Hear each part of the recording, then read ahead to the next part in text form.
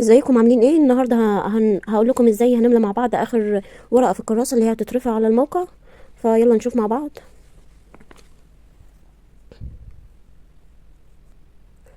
دي يا جماعه اخر صفحه الموجوده في الكراسه اللي بتترفع على الموقع. هنا لحظه بس اقرب لكم عشان الاضاءه. تمام. بس هنا هنكتب ايه؟ اسم صاحب الطلب رباعي، الاسم اللي انت قدمت بيه يعني اشتريت بيه الكراسه. هتكتب اسم، يعني هتكتب اسمك رباعي هنا، ورقم البطاقه برضو اللي قدمت بيه 14 رقم. وهنا الحالة الاجتماعية، لو كنت مثلا متزوجة أو متزوج أو أعزب هتكتب هنا الحالة الاجتماعية. العنوان بالبطاقة دي هتكتب فيها العنوان موجود بالظبط في البطاقة اللي انت قدمت بيها.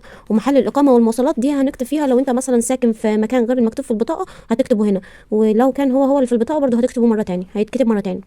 بعدين هنكتب هنا التليفون، ولو كان يعني عنده أطفال، كان متزوج وعنده أطفال هيكتب هنا عدد الأبناء.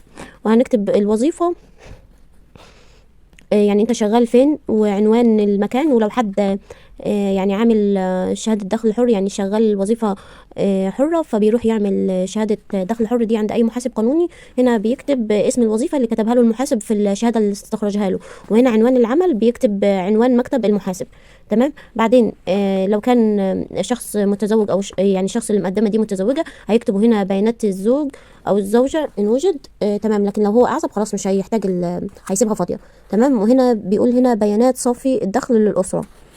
انت هتختار انت فئة منخفض الدخل ولا فئة متوسطي الدخل، هتعمل علامة صح على اي واحدة فيهم. تمام.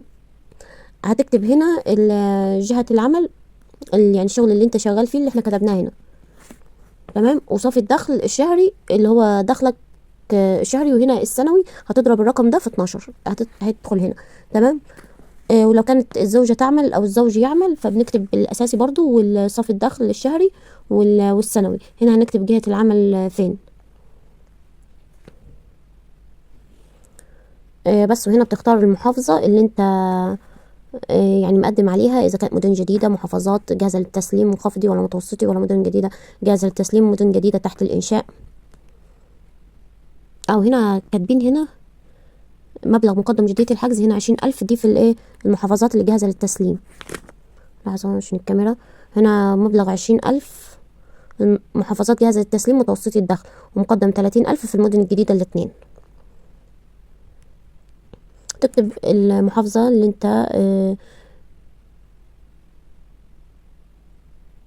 دي تحت رابعا، المحافظة اللي انت عايز تقدم فيها الوحدة، والمدينة اللي انت عايز تقدم فيها الوحدة، وسعر بيع الوحدة السكنية اللي هو بنكتب فيها سعر الوحدة اللي انا مقدم فيها دي تمنها كام. وهنا في الكراسة يعني هتعرفها منين؟ في الكراسة هنا محدد لك تمن شقة كاملة. هطلعها لكم بحيث كل واحد يشوف مدينته كام فيها، هيكون سعر الوحدة كام. تمام. فانت بتكتب سعر الوحدة التوتال كام. يبقى دي بنكتب سعر بيع الوحدة السكنية اللي انا هشتريها اجمالها كام، وهوريكم بيبقى مكتوب فين. تمام. عشان كل محافظة ليها مبلغ خاص بيها. تمام. وهنا ده اقرار بصحة البيانات. وهنا بتوقع، هنا كاتبين التوقيع في حالة صاحب الطلب أن تكون الوحدة باسمه فقط، والتوقيع في حالة رغبة صاحب الطلب أن يكون التعاقد باسم الطرفين الزوج أو الجوزة. يعني لو حد أعزب هيوقع هنا، بس حد متزوج وعايز الشقة تتكتب أو الوحدة اللي هيشتريها تتكتب باسم الزوج والزوجة معا هيوقع هنا. تمام. يعني الاتنين هيوقعوا هنا. وهنا التاريخ هتكتب تاريخ، أي تاريخ في المدة الزمنية المحددة للكراسة، يعني قبل. فهنا التاريخ هتكتب أي تاريخ من 26/11 لغاية 31/12. احنا بنكتب يعني تاريخ مطول. هنا اقرار طويل عريض، يعني مش عارفه حتى كاتبينه بخط صغير.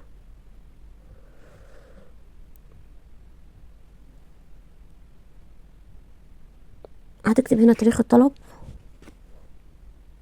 وتوقيع الطالب، وتوقيع الشريك او الزوج او الزوجه. بس هيعمل لو واحد متزوج. اما الاعزب لا، مش هيحتاج الخانه اللي من تحت. واستنوني في الحلقات الجايه، برضو هنتابع مع بعض ازاي نرفع الكلام ده كله على الموقع،